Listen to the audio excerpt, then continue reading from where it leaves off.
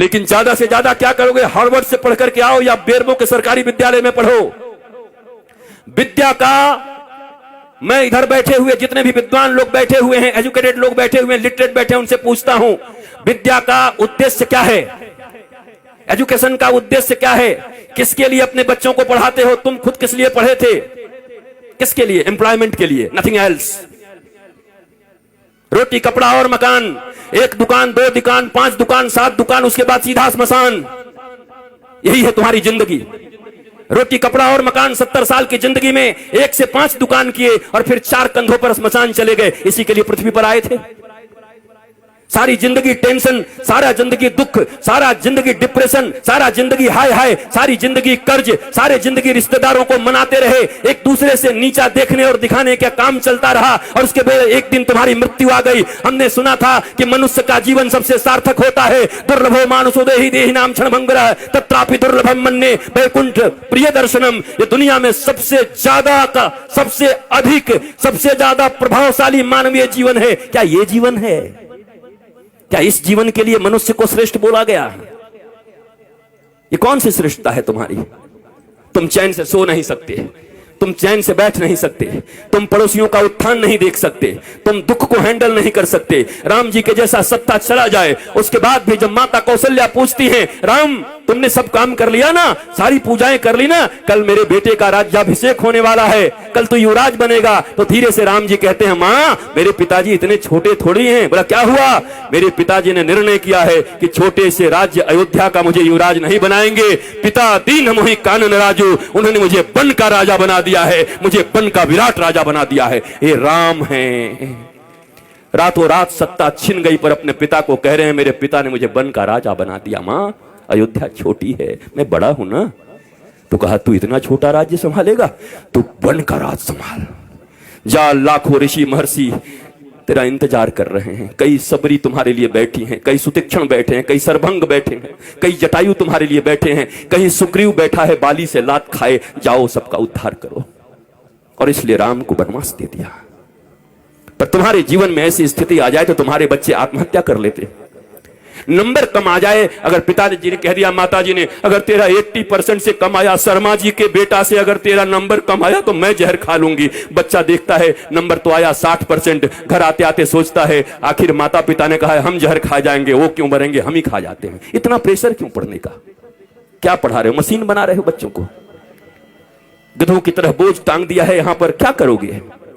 2 रोटियां ही तो कमाओगे ना, 2 कपड़े ही तो पहनोगे ना, इतने ही ना, किससे कुछ ज्यादा? रावण और राम की वृत्ति में क्या अंतर है? इतना ही तो है।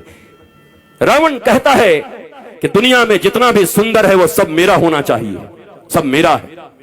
राम जी कहते हैं जो मेरा है वो सबसे सुंदर है। यही राम और रावण के विचार में अंतर है। जो मेरा है वो सबसे सुंदर है। दुनिया का सब सुंदर मेरा करने में तो रावण बन जाओगे। इस वृत्ति का अंतर है। यही राम और रावण का युद्ध है। जो प्राप्त है वही पर्याप्त है, नहीं तो सर्वत्र दुख व्याप्त है। जो प्राप्त है वही पर्याप्त है। मेरे पास जो कुछ है वही है। परिश्रम करो, पुरुषार्थ करो, प्रार्थना करो, पर रो मत।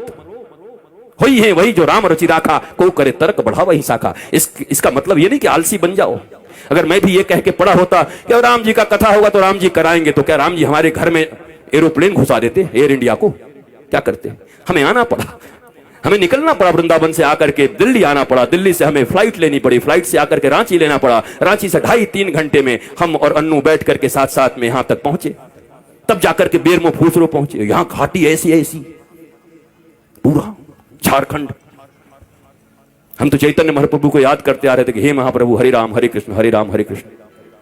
पूरा हरियाली चारों तरफ थी, अच्छा था। आए, यहां भी आनंद आया, आपको देख करके आनंद आया। याद रखो, कहते तो सभी हैं पर विश्वास रखो, दोनों भुजा उठा के कहता हूं, मेरे लिए बस एक ही आह्लाद है, न कोई चढ़ावा न कोई सामान, बस हृदय से आकर के बैठ करके राम का गुणगान सुन लो, यही मेरी दक्षिणा है। अगर तुम्हारे मुख से राम और कृष्ण के नाम निकलने लगे, तुम्हारे बच्चे अगर शिवाजी और छत्रपति महाराणा प्रताप इत्यादि की तरह होने लगे, विवेकानंद होने लगे, तो मेरी दक्षिणा मुझे मिल गई है। इससे ज्यादा क्या चाहिए? कपड़े भी हैं, गाड़ियां भी हैं, आश्रम भी हैं, बहुत कुछ है। अब क्या करूंगा? मैं अकेला हूं। अकेला नहीं हूं, मेरे साथ 8 अरब लोग हैं। वसुधैव कुटुंबकम, 140 करोड़ भारतीयों के साथ साथ 8 अरब लोग। चूंकि सनातन संस्कृति ही एक ऐसी संस्कृति और धर्म है जो पूरी दुनिया को अपना परिवार मानती है। कोई कहता है मैं बड़ा, कोई कहता है मैं बड़ा, कोई कहता है मैं बड़ा, पर एक हमारा धर्म है जो कुछ नहीं कहता। वो कहता है धर्म की जय हो, अधर्म का नाश हो, प्राणियों में सद्भावना हो और विश्व का कल्याण हो। ये हम कहते हैं, सनातन ही धर्म है। बाकी मत हो सकते हैं, जितने भी लोग हैं, 8 अरब लोग हैं, 8 अरब मत हो सकता है, पर धर्म एक था, एक है और एक सदा रहेगा। और उस धर्म का नाम है सनातन धर्म। एकमात्र धर्म इस पृथ्वी पर है जो पूरी दुनिया को अपना परिवार मानता है, अपने परिवार की तरह रखता है और पूजता है। तुम्हें गौरव। मुझे याद है आज के 10-12 साल पहले जब योगी आदित्यनाथ जी महंत जी सांसद थे, हमारा मिलन हुआ गोरखपुर में, गोरखनाथ पीठ में। एक भागवत की कथा थी, वहां मैं भी था, आप भी थे, एक साथ बैठे हुए थे। हमारी चर्चा होने लगी। उन्होंने कहा क्या कहे, लोग हमें सांप्रदायिक सांप्रदायिक कहने लगते हैं। हम कि महाराज जी अब हमें ग्रंथ खोलना चाहिए।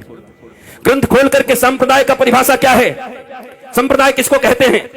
सम्यक प्रकार से हमारे पूर्वजों ने जो हमको प्रदान किया है, जो विचारधारा, जो अपनी विचारधारा, पवित्र विचारधारा हमारे पूर्वजों ने हमें प्रदान किया है, उसको कहते हैं सम्यक प्रकार से विचारों को प्रदान करने की प्रक्रिया को संप्रदाय कहते हैं। और अगर इसे संप्रदाय कहते हैं तो महाराज आज के बाद आप कह दीजिएगा टीवी चैनलों पर कि गर्व से कहो हम सांप्रदायिक हैं, हमारे पूर्वजों ने हमको जो विचार दिया है उसको लेकर के हम इस दुनिया में चल रहे हैं। लज्जा क्यों करते हो, शर्म क्यों करते हो? ये अनपढ़ लोग, ये गंवार लोग जिन्होंने मैकोले की शिक्षा विद्या पढ़ा करके तुम्हें पीछे की ओर ढकेल दिया, तुम सच्ची बात भी कहते हो तो कहने के लायक नहीं रह जाते हो। सांप्रदायिक कोई खराब शब्द नहीं है, संप्रदाय शब्द भारत का सबसे प्यारा शब्द है, सनातन संस्कृति का सबसे प्यारा शब्द है। पर तुमको संप्रदाय के लिए क्या पढ़ा दिया गया? तुष्टीकरण और संप्रदाय पढ़ा दिया गया तुमको।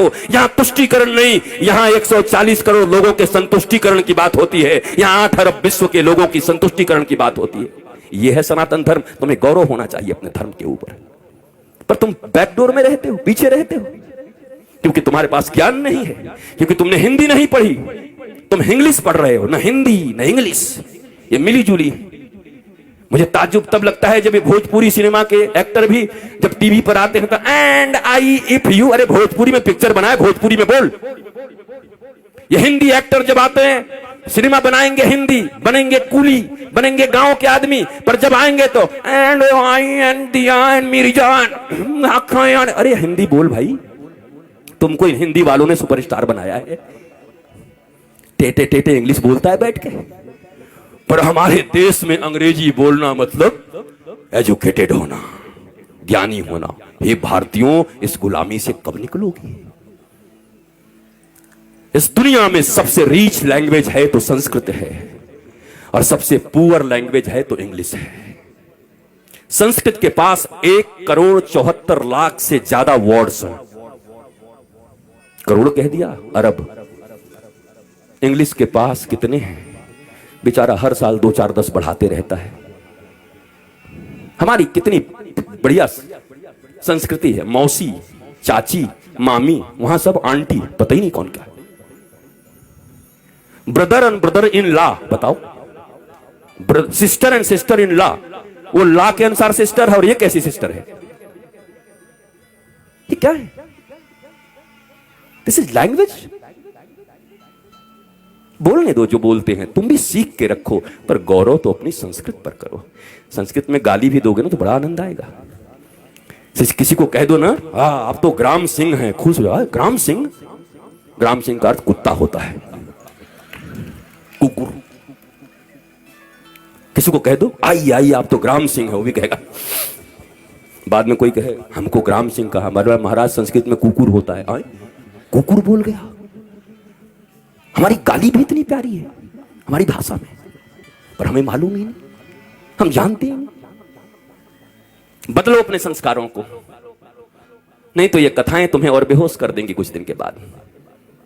और इस बेहोशी में सोमनाथ के मंदिर इतनी बार टूटे। तुम्हें याद है सोमनाथ का मंदिर जब टूट रहा था तो हजारों हजार लोग मारे गए थे। सब विद्वान थे, वेदज्ञ थे, श्रुतज्ञ थे, बड़े बड़े विप्र थे, बहुत मंत्र पढ़ते थे। मंदिर भी टूट गई, वो भी मार दिए गए। कैसे हो गया ये? शास्त्र पढ़ना अलग है और शास्त्र समझना अलग है, रटना अलग है। ये रट्टू तोता बनकर के कथा कहना अलग है, और उपनिषद और अपने गुरु के प्रतिबोध से बैठ करके सिंह की तरह गरजते हुए भारतवासियों और विश्व को समृद्ध और संस्कारवान बनाना भारतीय धर्म गुरुओं का परम लक्ष्य होना चाहिए। भारतीय धर्म गुरु ऐसे होते हैं। हम रट्टू तोता लोग नहीं हैं। हमें कोई सिखा दिया और तोते की तरह हम आकर प्रवचन करने लगे और भाषण करने लगे। वैसे ऐसे लोग हैं। 7 दिनों में लोग कहते हैं, क्या कहूं, इस श्लोक का वर्णन तो अगर मैं करने लगूं तो 7 दिन तक करना पड़ेगा। हमने एक जगह पंडाल में कह दिया, पंडाल का खर्चा हम देंगे, तू करके दिखा। भाग गया, क्योंकि कर ही नहीं सकते 7 दिन तक। पर ये रट लिया है, सिखाया जाता है कैसे बोलिएगा कि अभी समयाभाव के कारण इस श्लोक की चर्चा तो मैं 15 दिन तक कर सकता हूं, लेकिन आइए समयाभाव के कारण आगे बढ़ते हैं। मैंने कहा पंडाल का खर्चा, माइक का खर्चा और आपका भी खर्चा मैं दे रहा हूं, आपको इसी श्लोक पर बोलना है। मैंने सुना, दूसरे दिन सुबह निकल गए कि कहां से इसका विवेचना करूं, कैसे करूं। ये कोई व्यवसाय नहीं है, कोई व्यापार नहीं है। प्यार को व्यापार मत बनाओ। धर्म प्यार है, धर्म प्रीति है। धर्म से डरते नहीं हैं, धर्म प्रेम वर्धित करता है। भक्ति और विभक्ति 2 चीजें होती हैं। भक्त बनने आए हो, विभक्त का अर्थ होता है अलग होना भगवान से, और भक्त का अर्थ होता है जुड़ जाना। इस बाजारवाद की दुनिया में हर जगह बस सामान की तरह हम बिक रहे हैं। रोज तुम्हें लुभाया जा रहा है, पूरा बाजार चुंबक हो गया है, तुम सड़े हुए लोहे हो गए हो। सब कुछ उसी में छीना जा रहा है। कमाल हो गया। बरसों से हमारी रक्षाबंधन की कितनी सुंदर परंपरा चली आ रही है, और उस परंपरा में आज क्या होता है, फलाना डायमंड दो, इस रक्षाबंधन पर अपनी बहन को उपहार दो। बताओ वो भाई क्या करेगा जो खेतों में काम करता है। पीढ़ियों का उनका प्यार भाई बहन के बीच, पर ये प्रचार भाई बहन के प्रेम, पति पत्नी का। मैंने देखा, ये कुकर लाओ और बीबी से प्यार बढ़ाओ। हम कि वाह, ये कुकर नहीं होगा तो बीबी से प्रेम नहीं होगा, पत्नी से प्रेम नहीं होगा, कुकर से प्रेम होगा। कुकर और पत्नी का क्या संबंध है? डायमंड और भाई बहन का क्या संबंध है? हर चीज को पैसे से जोड़ दिया। बात बढ़ाना भैया, सबसे बड़ा रुपया। कहीं रिश्ते नहीं रह गए, गांव नहीं रह गए। और इस कोरोना में उन शहरों में जो कबूतर की तरह लेकर के फ्लैट रहते थे, डुकुड़कू कुकड़ुकू, उनको पहली बार पता चला कि गांव और गांव की गलियों और गांव के वृक्षों का क्या महत्व है। तरस गए वो ऑक्सीजन के लिए, पर गांव में लोग ऐसे सीना करके घूमते रहे। भारत गांवों का देश था।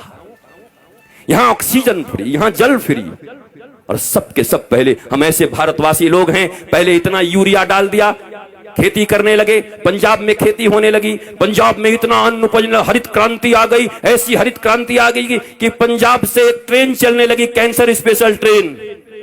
क्या करोगे ऐसी हरित क्रांति का, जब अपने ही बच्चों को कैंसर का पेशेंट बनाते रहे। इतनी भूख और इतनी लालच किस बात की है? तो ये भारतवासियों को हो क्या गया है?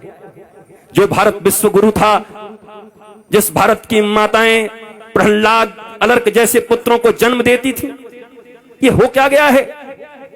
ये कहां से बुद्धि बिगड़ गई हमारी? ये कहां से आपके बच्चों में आप कंपटीशन भर रहे हैं, सिर्फ प्रतियोगिता भर रहे हैं।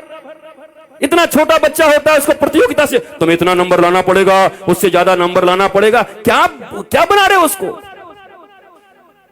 कोई कहता है डॉक्टर बनो, कोई कहता है इंजीनियर बनो, कोई कहता है ये बनो, कोई कहता है व्यवसायी बनो। कोई नहीं कहता बेटा तो कुछ बन न बन, पर श्रवण कुमार की तरह ऐसा बनना कि बूढ़े माता पिता को अगर तीर्थ करने का मन हो तो कंधे पर बिठा के ले चलना। इंसान बन जा, आदमी बन जा, सच्चा बेटा बन जा। वो कोई नहीं बना रहा। उसके बाद रो रहे हैं, उसके बाद निंदा कर रहे हैं गांव में घूम घूम के, हमारा बेटा हमारी बात नहीं सुनता, बहू बात नहीं सुनती, बेटी बात नहीं सुनती। आपने शिक्षा क्या दिया था? और आपकी भी गलती नहीं है मेरे माता पिता, और मैं औलादों को भी कहूंगा, ये जो बेटे और बेटी हैं, इतना कम से कम मानो, जिन्होंने तुम्हें इस पृथ्वी पर लाया है, जिन्होंने गर्भ में रखा है, उससे अपना तुम्हारा इस दुनिया में कोई नहीं हो सकता। फिर दोनों भुजा उठा के कहता हूं, इस दुनिया में अगर तुम्हारा कोई सबसे सच्चा मित्र हो सकता है तो माता पिता और गुरु, इसके सिवा तुम्हारा कोई मित्र नहीं हो सकता। बाकी सब पता नहीं कहां तुम्हें धकेल देंगे। पहली गुरु, मां, पिता, इन दोनों के तुम न हुए तो दुनिया वाले तुम्हारे अपने होंगे। किसको मित्र मान रहे हो? दुनिया में कई ऐसे फ्रेंडशिप है, मेरी वो फास्ट फ्रेंड है, किस लिए?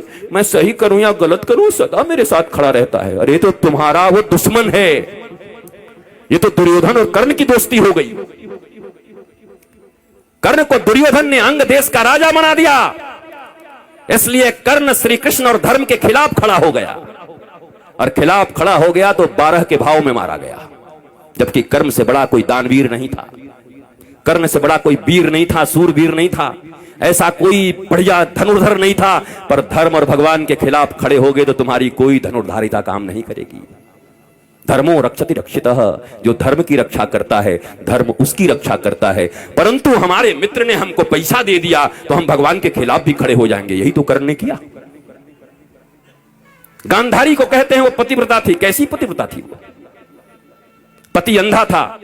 पतिव्रता का अर्थ होता है अंधे पति को अपनी दोनों आंखों से वो दिखाती, हर चीज बताती, पति की आंख बन जाती, तब पतिव्रता कहता। पति तो पहले से अंधा था, वो भी पट्टी बांध करके दुर्योधन अन्याय पे अन्याय करता रहा, पर धृतराष्ट्र की तरह गांधारी भी आंख बंद करके बैठी थी। वो कैसी पतिव्रता हो सकती हैं? और अगर पतिव्रता थी तो अपने 99 पुत्रों में से एक को क्यों नहीं बचा सकी? अगर इतनी ही पतिव्रता थी तो उनका आशीर्वाद उनके पुत्रों को क्यों नहीं मिला? क्यों मारे गए सबके सब? कुरुक्षेत्र के मैदान में रक्त रंजित होकर के क्यों पड़े रहे सब? क्योंकि धर्म नहीं अपनाया। पतिव्रता ये नहीं होता। अगर पिता नहीं समझ पा रहे हैं तो मां का यह कर्तव्य है कि अपने बच्चों को कुपथ से जाने से रोके। नहीं नहीं नहीं, इट्स नॉट गुड, मत जाओ इधर, ये ठीक नहीं है, तुम्हें धर्म पथ पर चलना है मेरे बेटे, तुम धर्म पथ पर चलो। पर हम सब बस एक ही चीज सिखा रहे हैं, बढ़िया कमाना।